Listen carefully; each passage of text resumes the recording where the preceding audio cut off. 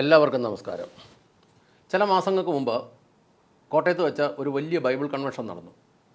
ആ കൺവെൻഷൻ ഉദ്ഘാടനം ചെയ്തത് പ്രതിപക്ഷ നേതാവ് വി ഡി സതീശനാണ്. വി ഡി സതീശൻ ഉദ്ഘാടനം ചെയ്ത് വലിയൊരു പ്രസംഗമൊക്കെ നടത്തിയിട്ട് പോയി. ആ കൺവെൻഷനിലാണ് വിവാദങ്ങളായ ഒരു വലിയ പ്രസംഗം ഉണ്ടായത്. വിവാദമായ ഒരു വലിയ പ്രസംഗം ബാംഗ്ലൂരുള്ള ഒരു വലിയ സീനിയർ പാസ്റ്ററുടെ മോൻ വന്നിട്ട് പറഞ്ഞു, സീനിയേഴ്സ് പാസ്റ്റേഴ്സിൻ്റെ ഭാര്യമാർ അസോസിയേറ്റ്സുകളുടെ കൂട്ടത്തിൽ പോകുന്നു, പിന്നെ തിരിച്ചു വരുന്നു, എങ്കിലും സഭ വലുതാകുന്നു എന്നും പറഞ്ഞൊരു വിവാദ പ്രസംഗം ഉണ്ടായി. പെന്തക്കോസ്ത് കോളത്തിലെല്ലാം വലിയ അലമ്പും വഴക്കും നടന്ന ഒരു പ്രസംഗം വന്ന കൺവെൻഷൻ ഉദ്ഘാടനം ചെയ്ത് ഈ പ്രതിപക്ഷ നേതാവ് വി ഡി സതീശനാണ്. ഈ പ്രസംഗം നടക്കുന്ന സമയത്ത് തന്നെയാണ് കേരളത്തിൽ ദൈവത്തിൻ്റെ സ്വരം റെക്കോർഡ് ചെയ്തെന്നും പറഞ്ഞൊരു വലിയ വിവാദം ഉണ്ടായത്. അങ്ങനെ ആകെ കലക്കത്തിൻ്റെ സമയത്താണ് ഈ പ്രതിപക്ഷ നേതാവ് വന്ന് ഈ പ്രസംഗം പ്രസംഗിച്ചിട്ട് പോയത്. അന്നേരം ഇവിടുത്തെ പെന്തക്കോസ്തുകാരെല്ലാം കൂടെ ഇളകിയിട്ട് പറഞ്ഞു, കണ്ടോ കേരളത്തിലെ രാഷ്ട്രീയ നേതാവ്, പ്രതിപക്ഷ നേതാവ് മാനസാന്തരപ്പെട്ടു, വിശ്വസിച്ചു, ഉടനെ ഇങ്ങേര് സ്നാനപ്പെടും, ഉടനെ തന്നെ പുള്ളിക്കാരൻ ബൈബിൾ കോളേജിൽ പോകും, പഠിക്കും, പാസ്റ്ററാകും, പിന്നെ സഭ നടത്തും, അതോടൊപ്പം കേരളത്തിൻ്റെ മുഖ്യമന്ത്രി ആകുമെന്നും പറഞ്ഞ് ഇവർ കിടന്നങ്ങ് ഇളകി മുറുകി കഴിഞ്ഞപ്പോഴേ എന്നോട് പറഞ്ഞവരോടൊക്കെ ഞാൻ പേഴ്സണലായിട്ട് പറഞ്ഞു, രാഷ്ട്രീയക്കാരനാണ്, രാഷ്ട്രീയക്കാരൻ്റെ സ്വഭാവം എന്നാന്ന് നമുക്കറിയാൻ മേല, ഏക്കാലും നിങ്ങളൊരു കുറച്ച് ദിവസം ഒന്ന് വിശ്വസിക്കുക. ഇല്ല, അവർ സമ്മതിക്കില്ല, അവർ ഭയങ്കര ബഹളം. ഏതൊക്കെയാലും കുറച്ച് ദിവസം കഴിഞ്ഞപ്പം ഇദ്ദേഹം, അധികം ദിവസങ്ങളൊന്നുമല്ല, ചുരുങ്ങ സമയത്തിനുള്ളിൽ ഇദ്ദേഹം ഇരുമുടിക്കെട്ട് ഒക്കെ വെച്ച് ശബരിമല ചെന്നു. അപ്പോൾ എന്നോട് ചോദിച്ചവരോട് ഞാൻ പറഞ്ഞു, കണ്ടോ ഇത്രയേ ഉള്ളൂ രാഷ്ട്രീയക്കാരൻ്റെ ബൈബിൾ പ്രസംഗവും ഒക്കെ. എന്നിട്ട് അവിടെ ചെന്നപ്പോൾ പുള്ളി പറഞ്ഞു, ഞാൻ അടിസ്ഥാനപരമായി ഹിന്ദു വിശ്വാസിയാണ്.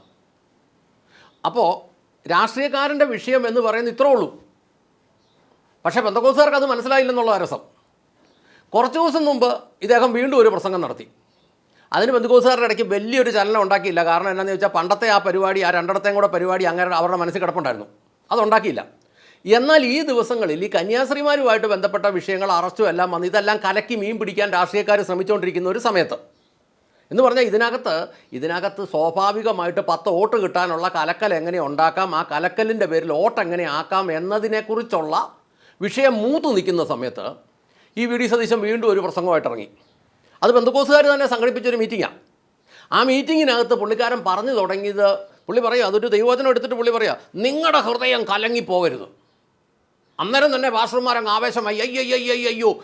അതിൻ്റെ ബാക്കി എന്നാണെന്നറിയാവോ? അതിൻ്റെ ബാക്കി ആ വചനത്തിൽ എഴുതിയേക്കുന്നത്, ദൈവത്തിൽ വിശ്വസിപ്പിന് എന്നിലും വിശ്വസിപ്പിന്ന. അതുകൊണ്ട് ഞാനിവിടെ ഉണ്ട്, നിങ്ങളുടെ ഹൃദയം ഒന്നും കലങ്ങിപ്പോകണ്ട, നിങ്ങൾക്ക് സുഗമമായ പ്രവർത്തനത്തിനുള്ള അവസരം ഉണ്ടാക്കി തരാം എന്നെല്ലാം പറഞ്ഞു വെച്ചു.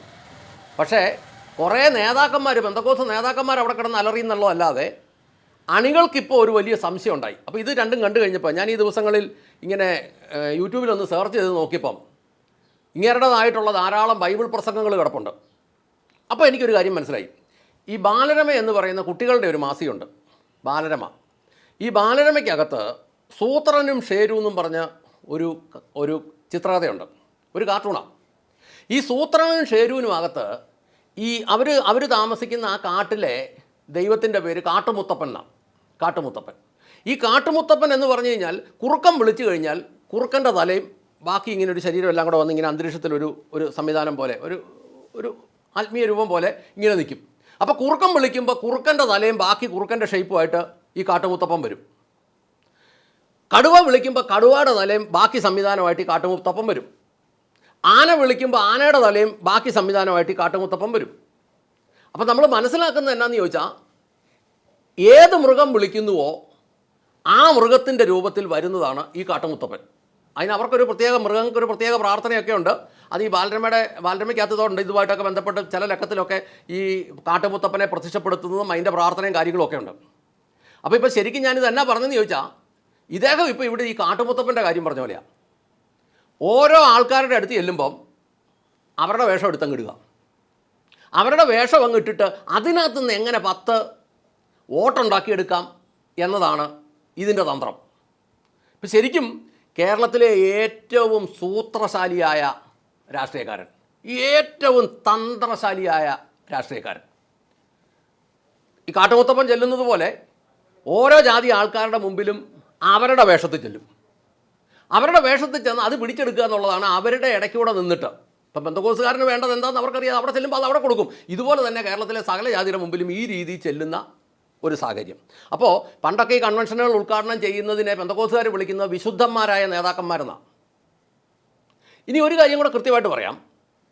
യഥാർത്ഥ പെന്തക്കോസുകാർ പ്രസംഗിക്കുന്നത് യേശു ഏക രക്ഷകനാണ്.